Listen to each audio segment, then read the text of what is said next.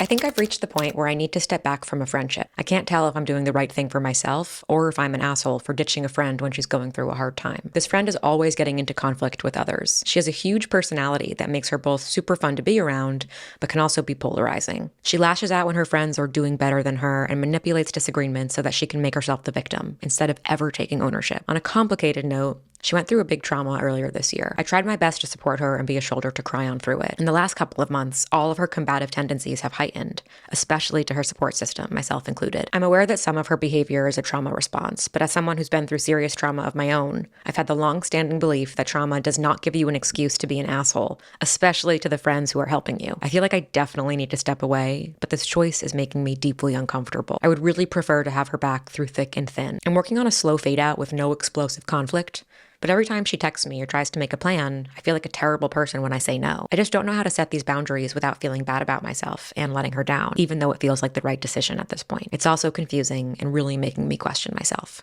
Yours, baby's first friend breakup. I think there certainly are some friendships where I would recommend a slow fade as a form of winding the friendship down. I actually think there are, even though I know that's kind of controversial, I do think there are some friendship dynamics and situations where that is the best thing to do. It's the kindest thing to do, but I'm not sure that that is the right approach for this friendship and for this situation. We'll circle back on that towards the end. We can talk about what is the right thing to do and why I don't think that's the case, but I don't think it's the case here. But again, let's come back to that.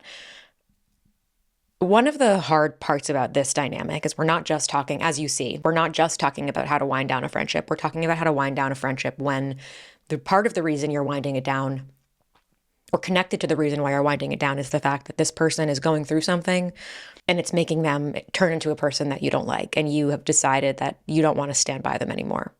Even though I actually think